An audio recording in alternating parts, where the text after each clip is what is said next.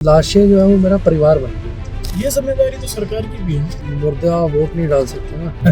ये आपने बहुत सही बात की कि अगर मुर्दों के वोट भी वैलिड होते तो बस नेताजी अपने कंधे पर अकेले उठा के ले जा रहे होते। मेरे पापा ने भी पार्टी वार्टी ज्वाइन की, आम आदमी। अच्छा, मेरा कोई इंटरेस्ट नहीं है इन चीज़ों में, मैं लाइक भी नहीं करता इन चीज़ों को। मुझे एक्सपेल कर दिया गया, मैं कैनॉट प्लेस खड़ा हो गया था। हाँ। खालिस्तान में। हाँ। खालिस्तान को लेकर आपको कैसे हो गया, मतलब क्या है ये? और इंडिया में कम विदेशों में गया? ये प्योरली पॉलिटिकल चीज। खालिस्तान जो पॉलिटिकल मूवमेंट है, किसने करी? कांग्रेस।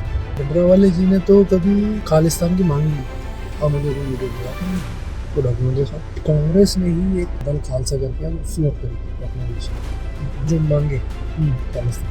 जो भिंडरावाले नेवर डिमांडेड। मैंने बोलना शुरू किया, मेरे ऑफिस तक एक्सट्रीमिस्ट आए, गन्स लेके, ग्रेनेड्स लेके। अच्छा, बजाय एक्शन लेने के मुझे कहा गया कि यहाँ पकड़ी मत। मेरे मॉम डैड की पॉर्न वीडियो एक बना के नकली वायरल करती थी। भगत सिंह पैदा हो पड़ोसी लगा। आपको किसी के परिवार को बर्बाद करना है, किसी समाज को बर्बाद करना है, इसको नस्ल होती मैं तो कहता हूँ मेरी दो माँ है, एक मेरी माँ है, एक मेरी भारत माँ है। मेरे ऐसा खालिस्तानी लोग जो बात, एक ही तरीके के प्रोग्राम, एक ही तरीके का ड्रेस कोड, वैसे ही टेंट लगना, वैसे ही चमत्कार। क्या आपको लगता है कोऑर्डिनेटेड एफर्ट? बिल्कुल है। इसकी फंडिंग कहाँ से कम हुई? NIA को जांच नहीं करनी चाहिए? पगड़ी पहन के एक व्यक्ति कन्वर्जन करा, मैंने खुद देखा। हाँ। पगड़ी पहनी हुई है हाँ। और उतरा है, तो वीडियो हाँ। देश की बर्बादी में यूथ का बोल रहा है। कोई बॉलीवुडिया आ गया, टिकटॉक की बॉलीवुड तो बड़ी चीज हो गई है। पागल हो रहे हैं, रो रहे हैं, चप्पल उतार के जा रहे हैं, सेल्फियाँ, हाथ पकड़ लिया मेरा। क्या हो रहा है?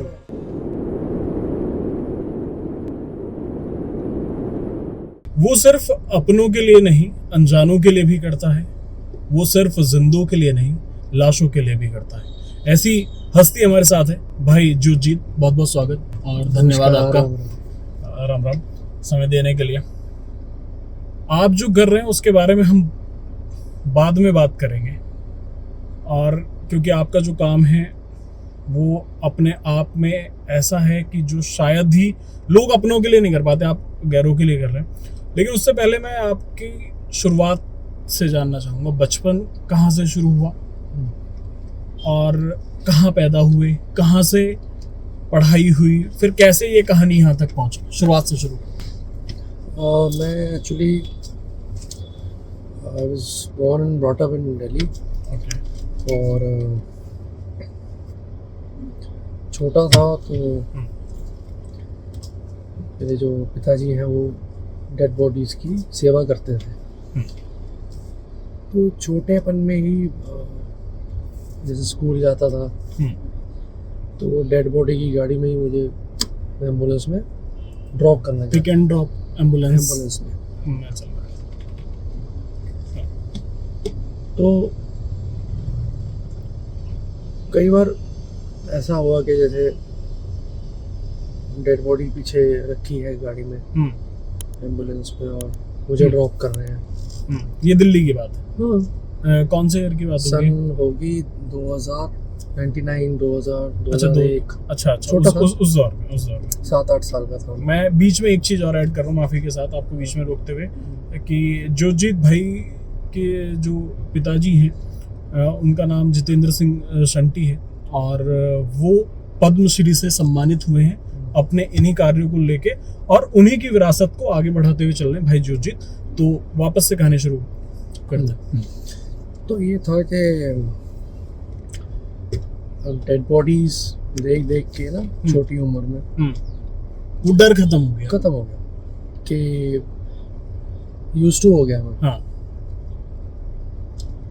तो मेरी छोटी उम्र ही थी, करीब, मतलब आम बात थी कि रात 2 बजे मैं सो रहा हूँ। अच्छा, मैं पापा के साथ सोता था। ओके। छोटा था तो मैं पापा से मेरा बड़ा मेरा लगाव रहा है। तो 2 बजे 2:30 बजे रात एकदम से भगदड़ मचती है घर में। नींद में हम होते हैं, कहाँ जा रहे हैं यार, किसी की डेथ हो गई है, मैं वहाँ जाता, बॉडी, या किसी का एक्सीडेंट हो गया है, कोई बिल्डिंग गिर गई, मतलब। तो एक नॉर्मल हमारे लिए बन गया कि रात 2 बजे भी अगर किसी का फ़ोन है तो आपको अटेंड करना है। ठीक है, मतलब वो आदत में शामिल हो गया, पिताजी उठे हम भी उठ गए, साथ भले ही नहीं गए अगर रात में, तो पता चल गया कि मतलब पब्लिक ही आपकी फैमिली है। हाँ। देश ही आपका परिवार है। हाँ, ये पापा ने मुझे वैल्यूज दी बचपन में। हाँ, उसमें 16 साल का था तो मैंने पहला क्रिमेशन किया। ओके मेरे हाथ से करवाया पापा ने। ओके, तो डर ही खुल गया उसके बाद। तो मतलब उन्हें भी समझ में आ गया था कि आप इतने मतलब उनके साथ रहते थे, साथ सोते थे, तो उन्हें भी समझ में आ गया था कि ये 16 साल की एज में कि अब ये इस चीज़ के लिए तैयार है, जो वो कर रहे हैं वो आपने एक्सेप्ट कर लिया था। मैं ये मानता हूँ, देखो आप भगवत गीता पाठ करेंगे, कोई भी आप ग्रंथ पढ़ेंगे, करवाने वाला ईश्वर है, माध्यम है, ये बहाने बनते हैं सारे। वो भी निमित्त हैं ईश्वर के, मैं भी निमित्त हूँ, हमारे हाथ में कुछ नहीं है। ठीक है, इंटरेस्ट आप कह लो बनता गया, और एक जिज्ञासा। सोचिए ना, मैं 15, 16, 17 साल का, लाशें ठंडी आती हैं।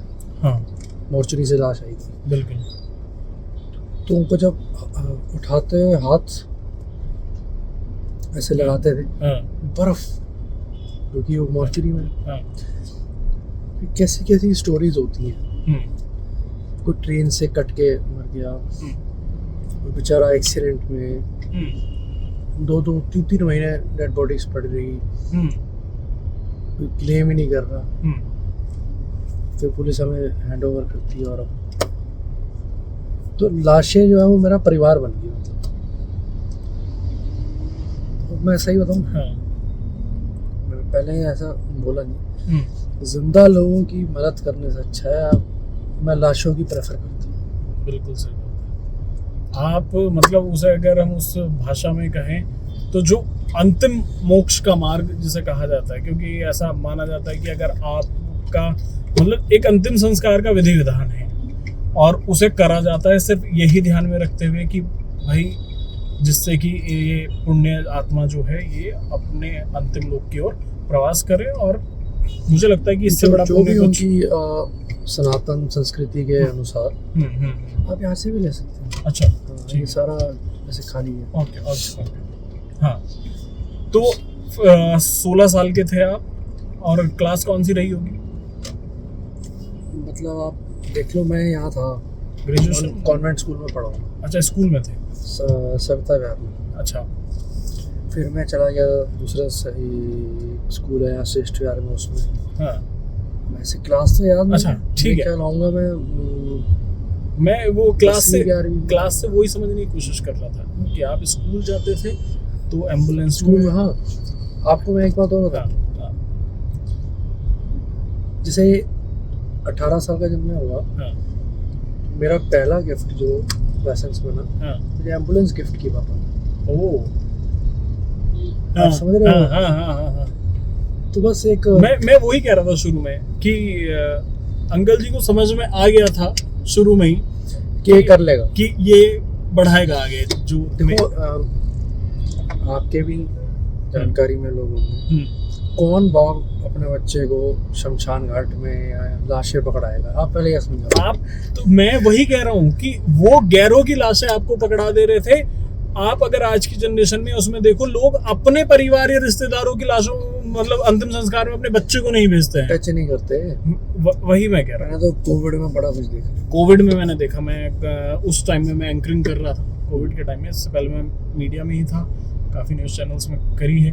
तब मैं पहली बार मेरा और आपका जो परिचय है, मतलब मेरा आपका नहीं, जो सिर्फ मेरा परिचय आपसे हुआ, वो वहाँ हुआ कि भाई कोई ऐसा काम भी कर रहा है, और उस दौर में जब कोई अपनों को छूना पसंद नहीं कर रहा था। सीधे चलने की था, कहीं ले लो। अच्छा, ठीक है। तो हाँ, मैं एक वापस उस पे आते हैं कि आप 16 साल के थे, 10वीं 11वीं क्लास में होंगे, आपको पहला गिफ्ट मिला लाइसेंस बनने के बाद, एम्बुलेंस। नहीं, वो 18 में, 18 साल में, 16 में। हाँ, 16 में किया। पहला आप जब, मैं वो थोड़ा सा समझना चाह रहा हूँ, क्योंकि आप जस्ट अपोजिट थे उन बच्चों के जो बच्चे आपके स्कूल में आ रहे होंगे। आप एम्बुलेंस से जिसमें डेड बॉडी होती थी उससे स्कूल जा रहे थे और आपने 16 साल की उम्र में अंतिम संस्कार करा। तो आपकी क्लास वालों को भी पता होगा कि आप कहाँ से बिलोंग करते हैं, क्या करते हैं। देखो डिस्क्रिमिनेशन था। हाँ, मैं वही समझने की कोशिश कर रहा हूँ। जैसे मैं एम्बुलेंस में आता था स्कूल छोड़ने, मुझे हाँ। शुरू में हुआ। अच्छा। तो मैं पापा को कहता ये पापा एम्बुलेंस पीछे खड़ी गया। अच्छा। क्योंकि मेरा सच्ची बात है, मेरे से वो दोस्ती भी नहीं करता था। हाँ बिल्कुल। एक स्टिग्मेटाइजेशन हो जाता है। बिल्कुल। टीचर्स भी थोड़ा सा, ज़्यादा तो नहीं कहना चाहिए, पर बड़ा एक आइसोलेटेड सा बचपन कटा है। हाँ। अच्छा, पापा भी ना धीरे धीरे मुझे समय नहीं दे पाए। अच्छा। As a parent. अच्छा। क्योंकि अब सोचो, मेरा पीटीएम है वो शमशान में है। हाँ बिल्कुल। मेरा रिजल्ट है बिल्कुल वो शमशान में। हाँ। मेरा कोई जन्मदिन है हाँ।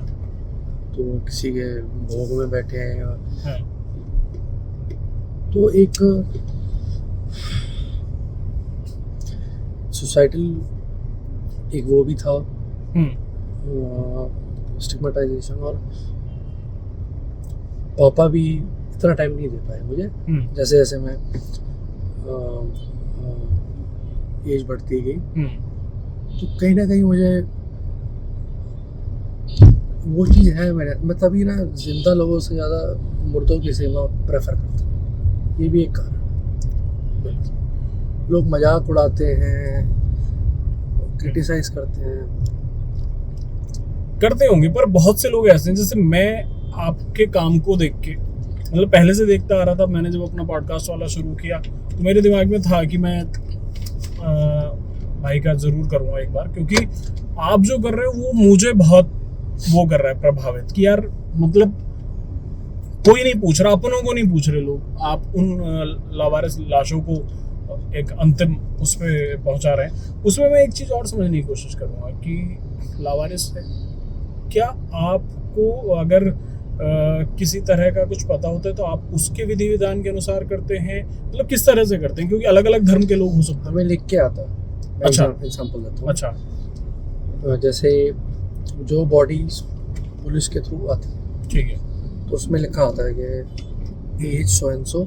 अच्छा ठीक है। कॉज ऑफ डेथ ये है, ठीक है, पोस्टमार्टम हो गया है, ठीक है, इतने दिन से मॉर्चरी में है, ठीक है, रिलीजन हिंदू ओके, या रिलीजन सिख ठीक है, या रिलीजन व्हाटसोएवर। हाँ, क्योंकि वो फिजिकल जांच में वो किसी के हाथ में ओम लिखा है। हाँ, मतलब कुछ ना कुछ आइडेंटिफिकेशन हो जाता है। वो समहाउ। अच्छा, कईयों का फिजिकल उससे भी पता लग जाता है हाँ, कि ये किसी और धर्म ठीक के है, हैं या क्या ठीक है, है, तो वो लिख के आता है। ठीक है, तो फिर हम उस अकॉर्डिंग करते हैं। उस अकॉर्डिंग कर देता हूँ। ये तो जैसे सपोज करो कि मतलब डायरेक्ट आपको पुलिस वो करती है, या आप अपने संगठन के थ्रू भी लावारिस लाशों को डायरेक्ट वो भी करते हैं? बहुत चीज़ें हैं। जैसे नॉर्मल उसमें डेली अफेयर्स है हमारे, हाँ, कॉल आती है कि मैं इस फलाने पुलिस थाने से बोल रहा हूँ, सर एक ऐसी बॉडी है, अनक्लेम्ड है, कृपया इसका कराएं। ठीक है। तो हमारी एम्बुलेंस जाती है, मॉर्चरी से बॉडी लाते हैं, क्रिमेट करता हूँ मैं, पापा करते हैं, जो अवेलेबल है। फिर उसके बाद अस्थियाँ जो हैं उनके मरद्वार ले जाते हैं। मैं एक चीज़ ये समझना चाह रहा हूँ इसमें आपसे। डिजास्टर में एक हाँ, ये होता है, हाँ, जैसे कहीं बिल्डिंग कोलैप्स कर गई। हाँ, मैं नेपाल में बहुत काम किया मैंने। आपने डिजास्टर की पढ़ाई भी की है? हाँ, मैं आफ्टर माय 12th मैंने बीए किया सोशल वर्क में, एमईटी। ओके, ओके, फिर डिजास्टर मैनेजमेंट में बहुत मेरा इंटरेस्ट था। डिजास्टर से रिलेटेड लाइन हमारी है। नेपाल अर्थक्वेक में मैंने काम किया पापा के साथ। तो मैंने फिर इंग्लैंड गया मैं पढ़ने, करीब 1.5 साल वहाँ रहा, मास्टर्स की, MSc in disaster management, Coventry university है, अच्छा, Coventry, it's a town near Birmingham, Warwick और बर्मिंघम के बीच में पड़ता है, वेस्ट मिडलैंड है वो। ठीक है।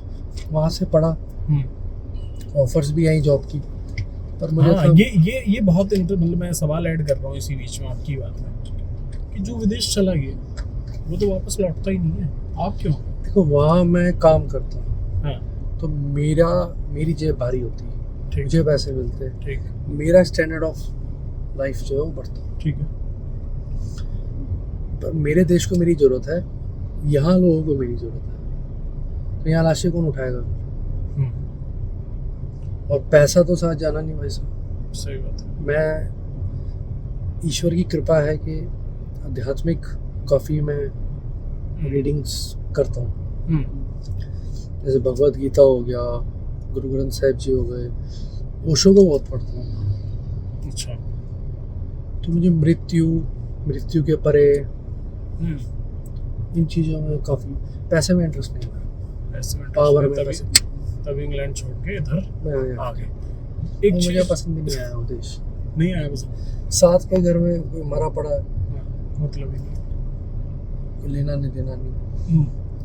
यहाँ तो है कोई पशु मर जाए तो कोई हेल्प तो कर देता है, वो चीज़ नहीं। मैं एक चीज़ और आपसे समझने की कोशिश करूँगा कि आप सेवा कर रहे हैं, ठीक है, आपके वहाँ अंकल जी करते आ रहे हैं, उसे आपको आगे बढ़ा रहे हैं, ये जिम्मेदारी तो सरकार की भी है ना? नहीं करते, आपको कॉल करा जाता है कि भाई साहब कर दीजिए, करना चाहिए गवर्नमेंट को, नहीं करते। मेरा वही कहना है कि ये तो गवर्नमेंट की जिम्मेदारी बनती है, और इस चक्कर में मैंने कई चीज़ें नोटिस भी करी हैं। मतलब मैं कभी जब शमशान घाट में गया, मैंने ऐसे केस देखे हैं कि बहुत पुरानी वो बॉडी हो गई थी, मतलब किसी ने ना क्लेम करा, ना उन्होंने उसे प्रायोरिटी दी अंतिम संस्कार करने की। फिर 2 सिपाही आते हैं, वो उसे किसी को लेके आते हैं साथ, वो आगे खड़े हो जाते हैं, वो उल्टा कैरोसिन डाला। आप ये देखो, राइट टू लाइफ है जो, it's a human right. Right to life में डेथ भी कवर्ड है, एक dignified death, dignified last rites मिलने चाहिए मृत व्यक्ति को। कोई मैकेनिज्म नहीं है। चक्कर है मुर्दा वोट नहीं डाल सकते ना। हाँ। तो ये आपने बहुत सही बात की कि अगर मुर्दों के वोट भी वैलिड होते तो बस, तो आप देखो कैसे, मतलब अपने एक ही नेताजी अपने कंधे पे अकेले उठा के ले जा रहे होते। ये आपने बहुत सही बात की। ये है प्रधानी से लेके और विधायक तक, सांसद तक उठा रहे होते और लड़ रहे होते वहाँ। पूछो मत बस। तो आप जैसे आपका ये शहीद, यही एक कारण है। हाँ। बीच में एक्सीडेंटली मैं आ गया था, मुझे ले आए थे पॉलिटिक्स में। मैं वही जानना चाह रहा था उस, मैं मतलब, बहुत हेट करता हूँ पॉलिटिक्स में। क्या मतलब आप कैसे आए उस पॉलिटिक्स में? एक्चुअली मैं कौन सी पार्टी थी? बीजेपी। अच्छा, बीजेपी थी। मैंने कुछ आपके ट्विटर पे मुझे ध्यान है, फिर मुझे लगा कि शायद मैं गलत मिस्टेक कर रहा हूँ, इसलिए मैंने वो क्वेश्चन भी नहीं करा।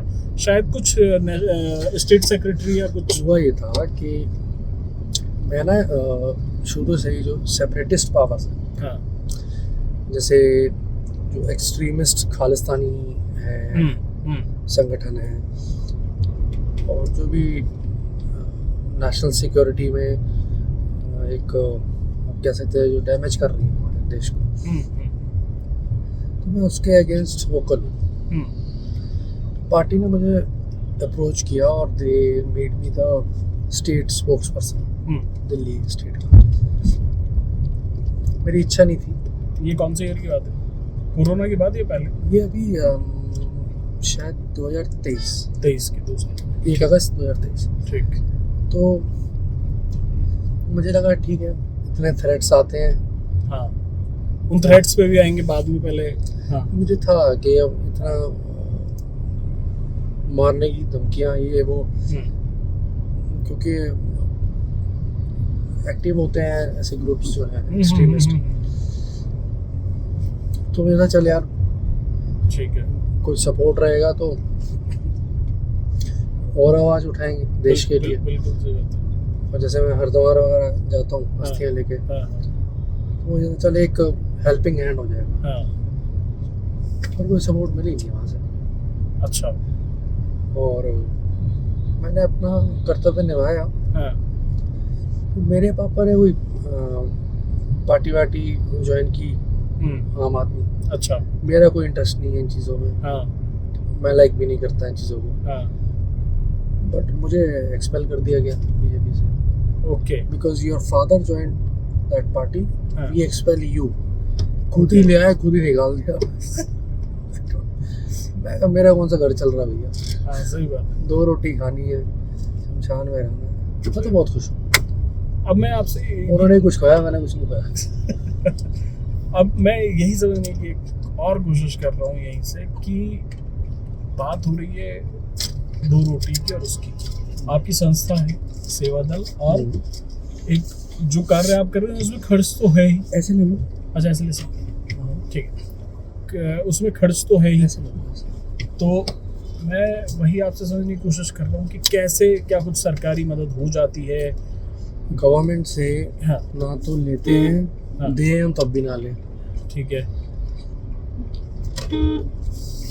जो अपनी इनकम होती है, हाँ, पापा हैं उनका ग्रुप है एक, हाँ, इंडस्ट्रियलिस्ट हैं सारे वो, ठीक है, तो अपना 10वां निकालते हैं, ओके, 10% ऑफ देयर हाँ। प्रॉफिट उससे। प्लस जो जैसे कोई व्यक्ति आते हैं, हाँ। वॉलंटियर्स कह लो, ठीक है, कि जी हमें एक क्रिमेशन स्पॉन्सर करना चाहिए, हाँ, सेवा के रूप में, हाँ, तो वो करते हैं। ओके। ट्रांसपेरेंट है वो। तो कैसे आप, इसमें ही मैं ऐड कर दे रहा हूँ कि कैसे आपको रीच आउट कर सकता है कोई, कि अगर उसे कुछ इस तरह का वो करना है, क्या होता है? हैंडल से, जैसे आपने रिच आउट किया मुझे, हाँ। आपका एक मैसेज आया, हाँ। आपको फोन आ गया। ठीक है, लोगों के पास नंबर है हमारे। ठीक है, अब कोविड में तो हाँ, सरकार का ही काम आई है किसी की। सही बात है, आपने खुद ही देखा कि हाँ, दिल्ली में एनसीआर में अगर डेड बॉडी उठा रहे थे, हम्म, तो हमारी वॉलंटियर्स थे, शहीद भगत सिंह सेवा दल था। बिल्कुल। तो मैं वही वापस आ जाते हैं इसी बात पे कि आपको, फिर मैं थोड़ा सा और पीछे जा रहा हूँ कि 18 साल की उम्र में एम्बुलेंस जब मिली, लाइसेंस बनने के बाद, फिर क्या शुरुआत हुई, क्या बदला? तो थोड़ा थोड़ा फिर जो जिंदा लोग हैं, हाँ, उनकी भी शुरू कर दी। अच्छा, अगर रात को इमरजेंसी कॉल है, पेशेंट है, हॉस्पिटल ले गए, प्रेग्नेंट लेडीज हैं, ठीक है, वाटर जो उनका होता है वो लीक हो जाता है ना, कि अब डिलीवरी है बस, हाँ, हाँ, वो जो वो क्या बोलते हैं, वाटर बैग या वो फट जाता है हाँ। लास्ट से। वो ले गए तो बस। ठीक है, एक लंबे वक्त से आप कर रहे हैं, कोई मार्मिक घटना, कोई किसी तरह का उदाहरण जो आपको लगता हो कि यार बहुत है जिसने आपको हिला दिया हो कि भाई ये तो रोज ही हिलते हैं जी हम तो, क्या मतलब बहुत कुछ है। बताएं? कोरोना में 4200 से ज़्यादा हमें जो है ईश्वर ने कराया हमसे। ओवरऑल तो हम 30 साल का अगर उठा लें, करीब 70,000 डेड बॉडीज हम क्रीमेट कर चुके हैं। अब ये है कि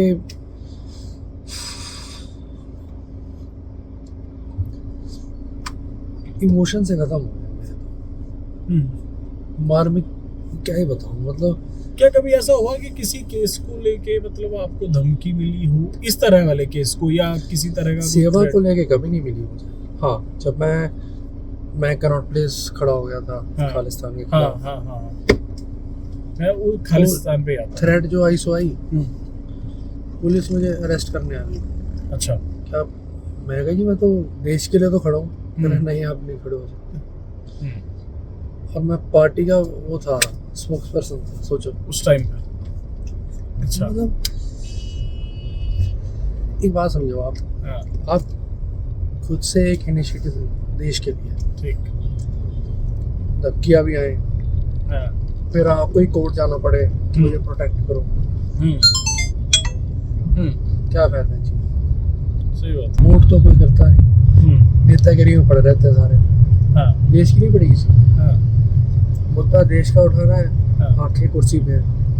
हाँ, मुझे खुद तक अच्छी है, इसलिए मैं हट गया। ठीक है। अपना वास्ता लाशों से, मेरा शमशान मेरा घर है, डेड बॉडी मेरा परिवार है। जितना आनंद मुझे क्रिमेशन में आता है ना, मुझे इस चीज़ में। खालिस्तान को लेके आपको क्या समझ आया? मतलब क्या है ये, और इंडिया में कम विदेशों में ज्यादा? देखिए ऐसा है कि ये ना लोगों को मिसगाइड किया जाता है। कंसेप्ट एक्चुअल में खालसा राज का है। खालसा राज, खालसा मीनिंग प्योर, प्योर। खालिस। हाँ, व्यक्ति कोई भी हो, अगर वो इनोसेंट है और किसी का शोषण नहीं करता है, दिल का साफ है, तो वो रूल करे, ठीक। ताकि सबको। और प्योर को अब क्या बना दिया गया है? वही मैं उसी पे आ रहा हूँ, सबको ह्यूमन राइट्स मिले, तो एक खालसा राज का कंसेप्ट है। स्पिरिचुअल कंसेप्ट को एक्सट्रीमिस्ट लोगों ने बना दिया है ज्योग्राफिकल, ठीक है। तो ये स्पिरिचुअल से पॉलिटिकल हो गया। अच्छा। समझ आ रहा है? हाँ, हाँ, बिल्कुल। मैं एग्जांपल देता हूँ। हाँ, जो खालिस्तान आइडियोलॉजी को जो सपोर्ट करते हैं, भाई जहाँ जहाँ अच्छे लोग राज करेंगे, जहाँ जहाँ सोसाइटी में हार्मनी होगी, इक्वालिटी होगी, ठीक। जस्टिस होगा, तो वो अपने आप ही खालसा राज है। बिल्कुल। अगर आप एक जोग्राफिकल टेरिटरी को आप कह रहे हो हमें एक टेरिटरी बनानी है, खालसा राज का कंसेप्ट लेते हैं ये महाराजा रंजीत सिंह जी से। हाँ, वो था लिबरलिज्म, ठीक है। वो इतने लिबरल थे, हाँ, उनकी सेना में यूरोपियंस थे, हाँ, उनके साम्राज्य में मुस्लिम भी थे, हिंदू सिख सब थे। हाँ, किसी के साथ गलत, आप बिलीव करेंगे जितने साल महाराजा रंजीत सिंह ने राज किया, एक व्यक्ति को भी डेथ पेनल्टी नहीं मिली अच्छा, उनके राज में। ठीक। ये मिनट में तो बंदा मार देते हैं। हाँ, सही बात है। तो ये पीस और हार्मनी के अगेंस्ट हो गए, बिल्कुल, आप आइडियोलॉजी के खिलाफ चले गए, बिल्कुल। बंदा ही मार रहे हो आप सीधा। हाँ, अगले ने पनिशमेंट भी नहीं दी, हाँ, तुम बंदा मार, पहली चीज। हाँ, दूसरा, हाँ, सबको साथ लेके चलो, ठीक है। चाहे वो यूरोपियन है, चाहे वो हिंदू है, चाहे सिख है, चाहे मुसलमान। अब ये कहते हैं नहीं एक वर्ग के लिए बनाना है, तो ये भी उसकी प्रिंसिपल के उलट हो गया। हाँ, सही बात है। तो ये मूवमेंट ही करप्टेड है पूरी। क्या इस मूवमेंट के नाम पे लोग अपना साम्राज्य खड़ा कर रहे हैं? क्योंकि मुझे ऐसा लगता है कि उन्हें पता है कि आप इंडिया में तो नहीं कर पाओगे। चंद अपॉर्चुनिस्ट है, हाँ, कईयों को ये है कि हम कुछ बन जाए, थोड़ी पावर आ जाए, कईयों को ये कि पैसा आ जाए, कईयों को सरकारों को डरा ले, भाई ये है। क्योंकि मुझे ऐसा लगता है कि आप विदेश में बैठ के खालिस्तान के नारे और ये सब कर रहे हैं, तिरंगे का अपमान कर रहे हैं। अगर आप इतना ही वो कुछ चाहते थे तो आप इंडिया में रह के कर लो ना यार। एक बात, आपने अगर खालिस्तान बनाया, सपोज लेट से पंजाब बना, तो इंडिया में और भी तो गुरुद्वारे हैं, फिर वहाँ कैसे जाओगे? वहाँ कैसे वीजा लोगे वहाँ के लिए? सही बात है। और क्या पाकिस्तान वाला एरिया लोगे? उस पर आ रहा हूँ। जी। करतारपुर साहब कॉरिडोर है, हाँ, 4.7 किलोमीटर है सिर्फ मोटर से, पैदल चला जाए बंदा। हाँ उसे तो नक्शे में लेते नहीं। महाराजा रंजीत सिंह जी, हाँ उनका जो राज था हाँ खैबर पास से लेके तिब्बत तक था। पता कोई चीज़? हाँ पढ़ा है। तो शुरू खैबर पास से करो ना। हाँ सही बात अफगानिस्तान लो पहले, है। हाँ पाकिस्तान लो। ठीक। अच्छा, I'll tell you something. हाँ खालिस्तान एक वर्ड है। हाँ मैं खालिस और खालसा राज इसके अगेंस्ट नहीं हूँ। सीधा चलेगी लेफ्ट। लेफ्ट हिल। हाँ हाँ देखिए, स्पिरिचुअल कंसेप्ट में और ज्योग्राफिकल कंसेप्ट में फर्क आ जाता है बहुत। हाँ ये प्योरली पॉलिटिकल चीज़ है। हम्म, खालसा राज हाँ प्योरली स्पिरिचुअल चीज़ है। किसी का भला करना, हर एक को गले लगाना। तो जो अपना नहीं और गर्दन नहीं काट दे तो फिर बचा ही क्या? सही बात है। प्रिंसिपली रॉन्ग जा रहे हो ना। हाँ मैं कुछ कह रहा था, भूल गया। ये खालिस्तानियों को लेके कि खैबर अफगानिस्तान और वहाँ से लो फिर। हाँ, हाँ वहाँ भी हमारे गुरुद्वारा साहब हैं। हम्म, तो आप तो उल्टा एक डिस्प्यूट खड़ा कर रहे हो ना। वही। और ये भी मैं आपको एक चीज़ और बता दूँ। हाँ खालिस्तान जो पॉलिटिकल मूवमेंट है, किसने खड़ी की है? किसने? कांग्रेस ने। अच्छा। 77 में कांग्रेस हाँ पंजाब इलेक्शंस हार गई। ठीक है। संजय गांधी, हाँ ज्ञानी जैल सिंह हम्म और आपका कमलनाथ, हम्म इन तीनों ने स्कीम बनाई कि एक फिगर क्रिएट करना है एक्सट्रीमिस्ट, ताकि हिंदू सिख में डिवाइड ला सके। ठीक। आप देखोगे 1980 से पहले जो हमारी रिसर्च एंड एनालिसिस विंग है रॉ, उसका कोई खालिस्तान से रिलेटेड ना कोई स्टेशन था एक्सटर्नली, ना कोई थ्रेट था, कुछ भी नहीं था। This movement was purely manufactured. इस पॉलिसी को कहा जाता है बिल्ड एंड डेमोलिश पॉलिसी। अब ये बात करते हैं कि जी भिंडरावाले जी ने तो कभी खालिस्तान की मांग ही नहीं की। अब मुझे कोई वीडियो दिखा दो उनकी, कोई डॉक्यूमेंट दिखा दो। He never wanted Khalistan. पर मतलब भिंडरावाले को लेके जो है और जो उन्होंने किया, तो कहीं ना कहीं क्या उसे गलत पेश करा गया? मैं बताता हूँ। जरनैल सिंह भिंडरावाले को इन्होंने, जो मैंने अभी नाम लिए, ये प्लानिंग थी संजय गांधी, आपका ज्ञानी जैल सिंह और कमलनाथ। ठीक। कमलनाथ के तो पब्लिक उसमें वो हैं कि हमने चूज करना था, पहले वाले में दम नहीं था, इनकी थोड़ी बॉडी लैंग्वेज अच्छी। ये बेसिकली संत थे, दमदमी टैक्स ये संत थे। तो ये इनको मोहरा बनाया गया। अच्छा। कि इसको यूज करके हम जो है अकाली दल को डाउन करेंगे।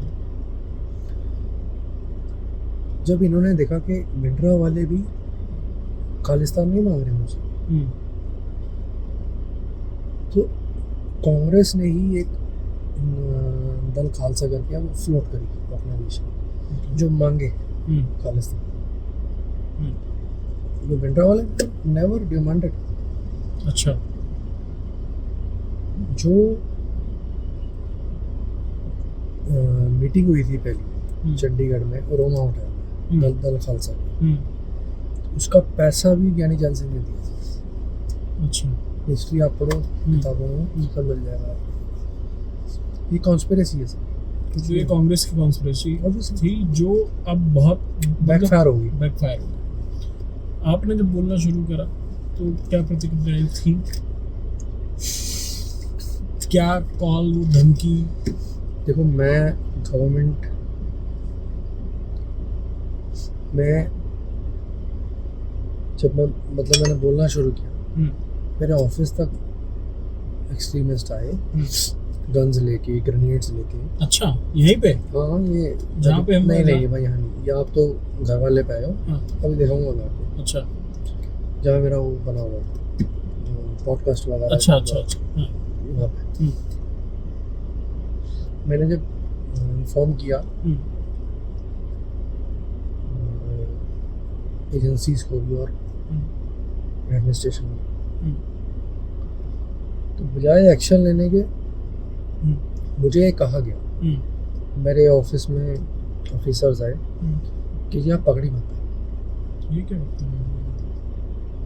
मैं कहा यार आप क्या बोल रहे हो, मतलब मैं देश के लिए बोल रहा हूँ, मैं पगड़ी कह रहा नहीं आपको। मैं कहा अगर थ्रेट है, आप कह रहे हो थ्रेट है, तो आप सुरक्षा दीजिए फिर, छुपा क्यों रहे हो मुझे? अगर लिख के दे दिया 8 बजे से 12 अब नहीं जाऊँगा, तो रिटर्न में बढ़ाओ। अच्छा, फिर रात 8 बजे के बाद आपको थ्रेट आप नहीं जाएंगे। अच्छा, मैं कहा मैं ना जाऊँ, मैं पगड़ी ना पहनूं, तुम क्या कर रहे हो?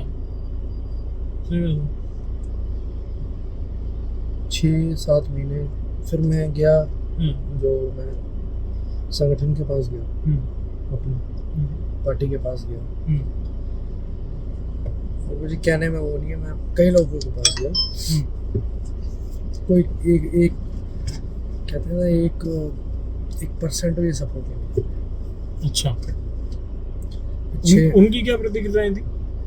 करते हैं, देखते हैं बस। अच्छा, उनको तो अच्छा था कि मैं निपट जाता तो उन्हें मुद्दा मिल जाता है, देशभक्त सरदार मार दिया जी है, तभी तो आई हेट पॉलिटिक्स।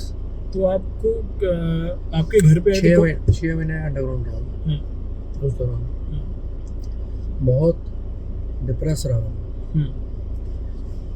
बदल के रहना, ये कभी पगड़ी, कभी परना बांध लिया, कभी दुमाला कलर चेंज कर लिए, कभी पटका दस्तार। मेरी मॉम को लाजपत नगर है दिल्ली में, वहाँ पकड़ लिया था कि तेरे बेटे को मार देंगे। मेरे भाई के यहाँ बड़ा कुछ हुआ। अच्छा, फाइल है 3,500-4,000 थ्रेड्स। अच्छा, फाइनली कॉल वॉल भी करते थे? बड़ा कुछ। मेरे मॉम डैड की पॉर्न वीडियो एक बना के नकली वायरल करती थी। अच्छा, गंद पार कर दिया। ये कौन सी ईयर की बात है? ये 2022 सेंड किया शायद, 2022 की, 3 साल हो गए। तो कैसे फिर खुद को संभाला, तैयार कर कि ठीक है? अकेला लड़ा, मैं अकेला ही रहा। किसी ने अगर इतना ही सपोर्ट किया हो, सामने आके बोल दिया मैंने, किसी मंत्री संतरी पकड़ लो आप, कोई काम नहीं आता भाई साहब। कितने लोग मैं जानता हूँ जिन्होंने क्या क्या किया देश के लिए, सिस्टम सपोर्ट नहीं करता। सुख के सब साथी सुख ये बड़ा एक अजीब लाइन है। हाँ, मतलब अच्छे समय में तो आपके साथ आ ही जाते हैं ना लोग, अगर आपका परचम चल रहा हो, क्योंकि आप तो जो काम कर रहे हैं उस काम से उन्हें कोई वही वाली बात आ जाती है लास्ट में कि अगर उन मुर्दों की वोट होती है तो अरे और कुछ नहीं यार, इतना ही कह देते हैं, हम आपके साथ हैं, आप देश के लिए। हाँ, नहीं कहा ये फिर उनकी मंशा पे भी डाउट होता है ना। सही बात है, बिल्कुल सही बात है। अगर आप किसी चीज़ के खिलाफ नहीं हो तो मतलब आपका भी सही बात, समझ गया। हाँ, बस ठीक है। दूसरा मैं एक ये भी आपसे समझने की कोशिश करूँगा कि सिख समुदाय की जो बहुत बड़ी आबादी है, मतलब मैं तो मान के चलता हूँ 95% लोग खालिस्तान से असहमत है, नहीं चाहिए। वो जो 5% है, उन 5% को समझाने में 95% लोग फेल क्यों हो जा रहे हैं? ये जड़ कहाँ से है? क्योंकि मैं अगर सामने आप देखो बैठा यूथ में सामने बैठो, हाँ, जो बोलता है हाँ, धमकियाँ आ जाती हैं, सरकार साथ नहीं देती, बहन बेटियों को उठा लेते हैं या थ्रेट भेज देते हैं, माओ को रोक लेते हैं, मार देते हैं, तो फिर क्या होगा? डरते हैं। देखो हर व्यक्ति को परिवार प्यारा, भगत सिंह पैदा हो पड़ोसी का, हाँ, यही है बस। मैं भी तो देख रहा हूँ, चुप हो गए बैठ गए, ठीक है, क्या क्योंकि मुझे ऐसा लगता है कि जो यूथ है होता है ना कि अगर आपको किसी के परिवार को बर्बाद करना है, किसी समाज को बर्बाद करना है, उसकी नस्ल बिगाड़ती है, यानी कि उसका यूथ दिमाग में एक थॉट डाल दो उसके, बस बीज बो दो। तो क्या आपको लगता है कि खालिस्तान जैसे मुद्दे पे सरकार का कोई विशेष ध्यान नहीं है? देखिए इसे रोका जा सकता है इस चीज़ को, ये मैं फिर कह रहा हूँ, I stand with the concept of Khalsa Raj. Majority does, but not with political movement. आप समझ रहे हो? आप लैंड अगर आप जोग्राफिकल लैंड बना देते हो, तो आप इंडिया के सारे गुरुद्वारों से महरूम हो जाओगे। कैसे जाओगे उधर? पटना साहिब कैसे? वहाँ वाले यहाँ नहीं आएंगे। नांदेड़ साहब कैसे जाओगे? महाराष्ट्र इतने गुरुद्वारे हैं, हेमकुंड साहिब कैसे जाओ? दूसरा, पहले यार पाकिस्तान तो ले लो, भी साथ देंगे, चलो। करतारपुर साहब है, पंजा साहिब गुरुद्वारा साहब है, ननकाना साहिब है, पहले वहाँ हो ना। तो ये है, मतलब एक चीज और आप मुझे बताएं, क्योंकि आप तो खुद बाहर विदेश रह के आए हैं, विदेशों में ये तादाद क्यों बढ़ी है इन लोगों की? कैसे, मतलब क्या लालच दिया जाता है कि हम तुम्हें इधर वीजा लगवा के काम दिला देंगे? क्या क्या करते हैं? देखो बड़ी चीज़ें होती हैं। मैंने इस मुद्दे पे कई लोगों को ब्रीफ भी किया था। एक होता है कि हम कुछ लोग यहाँ से भेजते हैं कि झूठा कुछ दिखा के कि इसकी जान में खतरा है और असाइलम देके भेज देते हैं। कुछ ऐसा है जैसे वहाँ अकेले स्टूडेंट्स हैं, तो उनको अकेले रहने की हैबिट नहीं है, डिप्रेशन में चले जाते हैं। उससे बचने के लिए वो साथ ढूंढते हैं। अब साथ ऐसा मिल जाता है, और हर व्यक्ति को ना एक सेंस ऑफ सिक्योरिटी चाहिए होती है, सेंस ऑफ आइडेंटिटी, बिलोंगिंगनेस। समझ रहे हैं आप? मुझे लगता है यार बेगाने देश में कोई तो है, फिर वहाँ से वो संगत में पड़ और जाता है। मतलब मैं जितने अपने दोस्तों को जानता हूँ जो बाहर हैं, वो अगर खालिस्तान के पक्ष में नहीं है ना, तो विरोध में ही बोलने को तैयार नहीं। मुझे पता निपटा देंगे क्या, साथ कौन देगा? साथ कौन देगा? सही बात। एक चीज मैंने और अभी देखी कि पिछले कुछ समय से आप कन्वर्जन पे बहुत आप बात कर रहे हो। मैं खालिस्तान के इतना विरोध में, जो पॉलिटिकल खालिस्तान मूवमेंट है उसके बहुत विरोध में हूँ। सीपी तक में आपने देखा होगा, इंडिया गेट पे मेरे को बीजेपी के दफ्तर के अंदर खालिस्तानी बोला गया। तो क्या ये माइंडसेट हो चुका है कि आप पगड़ी बांध रहे हो? अब आप और कौन है वो लोग जो ये इस तरह का माइंडसेट कर ले? कुछ है लोग, कईयों के मन में जेन्युइन हेट्रेड है। अच्छा, डरते हैं, घबराते हैं, सतारों से, मुझे नहीं पता। मुझे तो पार्टी ऑफिस में बोला गया, और एक नहीं 3-4 बार बोला पार्टी के लोगों ने। पार्टी के। अच्छा, मैंने आगे इन्फॉर्म भी किया, उन पे एक्शन नहीं हुआ, मुझे निकाल दिया। अब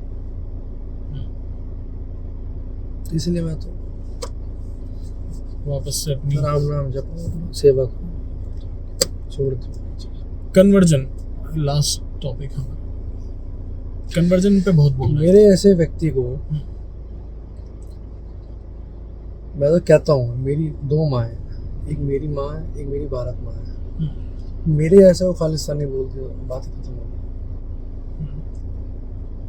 आम पब्लिक भी बहुत, मुझे इतना बुरा लगा।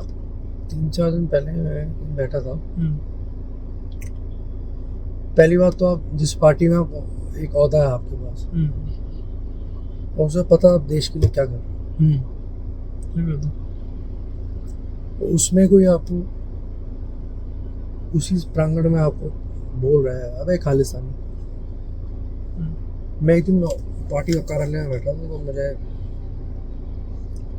एक व्यक्ति आया, तो कनाडा में कुछ चल रहा था, तो मुझे आए कह रहे अरे ये क्या करा रहे हो। मैं कहा मतलब, कह रहे तुम्हारे तो भाई बंधु हैं।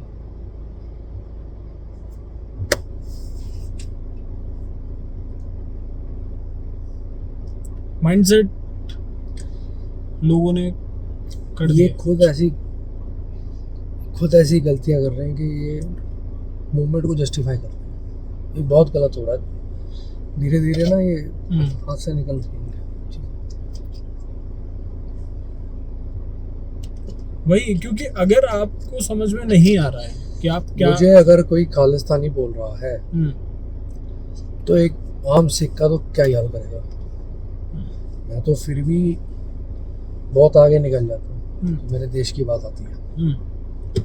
जो न्यूट्रल अगर कोई है, जिसे अपने काम धंधा परिवार उससे मतलब, तो जो मेरे जैसे, मेरे पापा को खालिस्तानी बोलते पता नहीं, पद्मश्री मिला हुआ वो रामनाथ कोविंद जी के समय में, और किसी पार्टी से चुनाव लड़ रहे हैं, उनका प्रेरोगेटिव है। मेरी ज़्यादा उनसे अब बातचीत भी नहीं होती, मैं सही बताऊँ, क्योंकि मैं नहीं चाहता था वो कि वो उधर ऑनेस्टली कि वो इलेक्शन भी लड़े। तो और मेरी आइडियोलॉजी नहीं मिलती किसी और पार्टी से भी। उनको स्टेज पे कहा गया ये खालिस्तान, एक सीट जीतने के लिए कोई ऐसा करता है, तब मेरा तो मन टूट गया। राजनीति हर किसी के बस की बात नहीं है, बहुत घटिया आपको गंद है। हाँ, घटिया में भी कितने बड़े घटिया आप हो सकते हो वो डिसाइड करता है आप ये ऐसा गंद है, आप उतरोगे इसमें साफ करने के लिए, राजनीति साफ नहीं होगी, आप गंदे हो जाओगे, ये वो वाला गंदा है। और मुझे लगता है कि जैसे मैंने उस तरफ कहा ना कि उधर भी 5% लोग हैं जो इस खालिस्तान को कर रहे हैं, तो जो आप कह रहे हो ना कि मुझे ऐसा कहा मेरी बात सुनो। हाँ, अगर कोई व्यक्ति, सपोज मैं हूँ, मैंने आवाज उठाई, आप मेरा सपोर्ट करोगे, चलो मेरा मत करो, औरों का। अब मुझे देख के पता कितने लोग टूट गए कि क्यों आवाज उठा रहा है, इसका हाल देख ले। कभी कभी तो मैं कन्विंस हो जाता हूँ कि जब मुझे बोल दिया खालिस्तानी, तो क्या कहाँ जाऊँ बताओ। हाँ, पर मुझे मतलब मेरा इसमें मैंने तो अपनी लाइफ बर्बाद कर ली इस चक्कर में। पर मेरा यही है कि वे भी 5% लोग हैं जो सभी सिखों को ऐसा सोचें, जबकि और हो सकता है कि कोई ईर्ष्या रखने वाली बात हो, क्योंकि राजनीति है। मतलब मेरा ऐसा मानना है कि जो इस तरह की हरकत वो कर रहे हैं, लेकिन सोचना चाहिए और शीर्ष नेतृत्व को सोचना चाहिए। एक ही झंडू है पन्नू, एक ही झंडू। हाँ, उसके अलावा कोई खालिस्तानी देखा, कोई नाम बताऊंगा, चलो पन्नू खालिस्तान का माना जाता है कि ये लीड कर रहा है उसे। हाँ, और 2-4 नाम के नाम, 1-2 लोग हैं, मुझे नाम इस टाइम याद है नहीं, कनाडा में जो उसके। हाँ। अब आप समझ रहे हो बात को? हाँ, बस ये है। ठीक है, कन्वर्जन की बात कर लेते हैं। कन्वर्जन के खिलाफ आप बोल रहे हैं, और मुझे लगता है कि ये बहुत, इसमें 2 तरह के पक्ष हैं कन्वर्जन को। एक कि भाई हमारी इच्छा है, हम हिंदू धर्म में भी हैं जो लोग छूट दे रहे हैं, बोध को प्राथमिकता दे रहे हैं, कह रहे हैं कि हमारा यहाँ शोषण हो रहा है, पंजाब में कन्वर्जन बहुत बड़े नंबर पे चल रहा है कि सिख को छोड़ राजस्थान में के, भी अब तो, हाँ राजस्थान में सिख को छोड़ के, हरियाणा में चल रहा है, हरियाणा यूपी सब जगह चल रहा है। मतलब नॉर्थ इंडिया। मुझे वो लग रहा है, पंजाब के कन्वर्जन को लेके जो मुझे लगता है कि वो ईसाई बनना है, क्रिश्चियन बनना है, ठीक है, बट क्या आप अपनी पग उतार पाओगे? देखो ये जो कंसेप्ट चल रहा है ना, छोटे छोटे बच्चे 12-12, 13-13 साल के, वो कोई कांप रही है करके यूं करा, हील हो गई। एक तो अभी गया रेप में, तो जाना ही था खैर, बजिंदर, और भी जाने अभी तो। हाँ, कहने का ये है कि पहले आप देखो, एक ही तरीके के प्रोग्राम है, एक ही तरीके का ड्रेस कोड है, वैसे ही टेंट लगना, वैसे ही चमत्कार, क्या आपको लगता है कोऑर्डिनेटेड एफर्ट है? बिल्कुल है। इसकी फंडिंग कहाँ से पंप हो रही है? बिल्कुल एनआईए को जांच नहीं करनी चाहिए? क्या कर रही है? बिल्कुल करनी चाहिए। सो रहे हैं, बाद में वोटें काटते फिरोगे, पहले क्यों नहीं कर रहे? मैं दूसरी बात, हाँ, जो कन्वर्जन है ये एक, जो आपने कहा कि उसमें हो रहा है, ये तो और खतरनाक है। पगड़ी पहन के एक व्यक्ति कन्वर्जन करा रहा है, मैंने खुद देखा। हाँ, पगड़ी पहनी हुई है, हाँ, और वो करा रहा है, मेरे पास वीडियो है। हाँ, जिसे करा रहा है उसने भी पगड़ी पहनी है। मतलब दिखने में तुम सरदार हो, या दिखने में तुम हिंदू हो, और फेस तुमने चेंज करके क्रिश्चियन कर लिया, तो ये तो आप, और यीशु के गाने आप पंजाबी में गा रहे हो भाई। वो कल्चर को पेनिट्रेट करने के लिए हाँ, बहुत सोची समझी आनी चाहिए। इधर किधर सीधे निकलेंगी, उधर जाने के ऐसे लोग ठीक। देखो, हाँ, कुछ क्रूसेड्स ऐसे होते हैं हाँ, जिसमें तलवार से जो है धर्म चेंज किया जाता है। हाँ, यहाँ प्यार से किया जा रहा है, और पैसे से किया जा रहा। मैं आपकी बात पे आ रहा हूँ। हाँ, सुप्रीम कोर्ट का हाँ, मैंने उस दिन पढ़ा, हाँ, मेरे हाथ एक डॉक्यूमेंट लिखा, हाँ, उसमें रिमार्क्स थे हाँ, कि किसी भी तरीके का अल्योरमेंट, हाँ, माने लालच, प्रलोभन, हाँ, या डराना, या डिसेप्शन का उसमें आता है, जैसे चमत्कार, नकली जो होते हैं,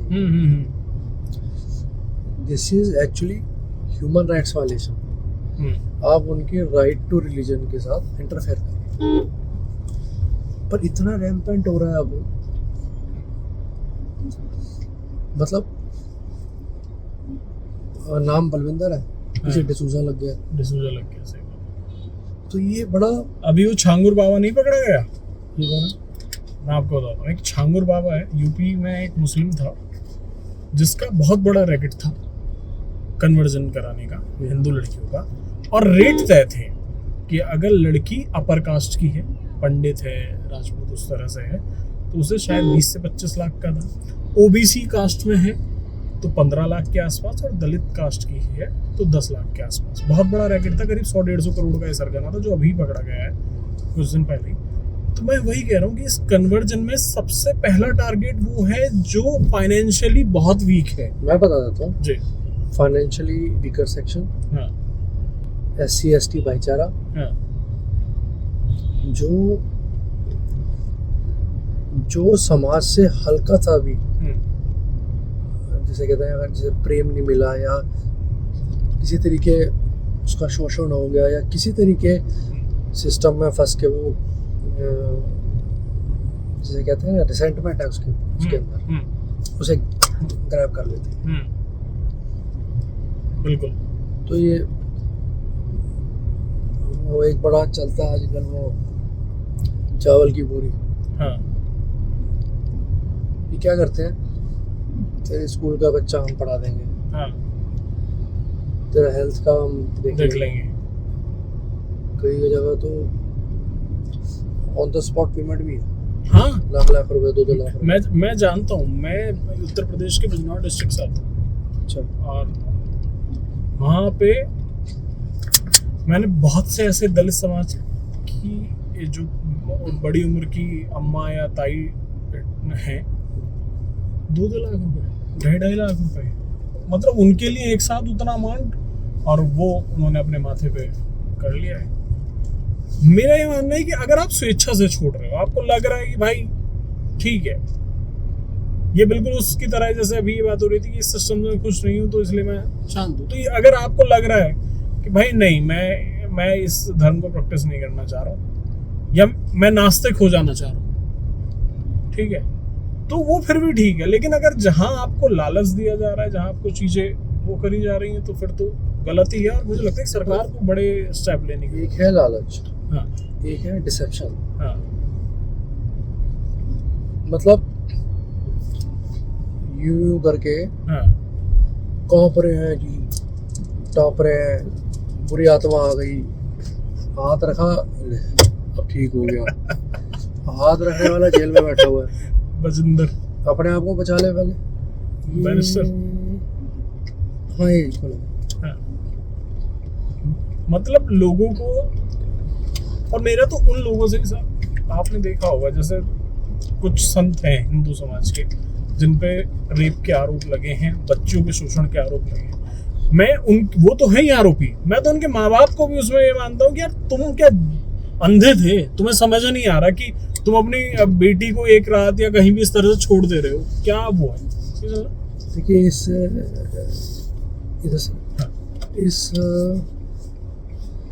आज के समय में ना हाँ, ब्लाइंड फेथ बहुत हो गया। हाँ, विवेकानंद जी से किसी ने पूछा कि क्या ब्लाइंड फेथ करना चाहिए, तो विवेकानंद जी कहते हैं कि करना चाहिए, पर ध्यान रहे जिसपे फेथ कर रहे हो वो ब्लाइंड ना हो। सही बात, सही बात है, ये चल रहा है सर, बिल्कुल सही बात है। लेकिन वही है कि भाई चक्कर पता है क्या है भाई, हाँ, मैं हाँ, हर बंदे को, और मैं खुल के कहता हूँ, हाँ, मुझे निकल जाए, मुझे घंटा परवाह नहीं किसी। हाँ, सारा दिन तो मैं डेड बॉडी में रहता हूँ, हाँ, मैंने भी उसे में जाना है। हाँ, जो आता है सिस्टम बदलना है, हाँ, उसे जैसी दिखता है अच्छा वाह हो रही है, अब मुझे एमएलए बन जाएगा, अब मैं एमपी बन जाऊंगा, चेयरमैन, इसी में लग रहा है। हाँ, जिस दिन पार्टियां ये लिख देंगी ना सारी हाँ, कि जी हम आपको चुनाव तो नहीं लड़ाएंगे, आप वैसे वॉलंटियर करोगे, हाँ, सब भाग जाएंगे। सब भाग जाएंगे। तो कन्वर्जन पर हमने बात कर ली है, हमने शमशान की बात करी, आपकी यात्रा की बात करी, और राजनीतिक यात्रा की भी बात करी, और राजनीतिक यात्रा में खालिस्तान की भी हमने बात करी है। और यही है सवाल और यही है जवाब कि आप ना कुछ लेके आए थे ना कुछ लेके जाएंगे, शमशान में मिल जाएंगे।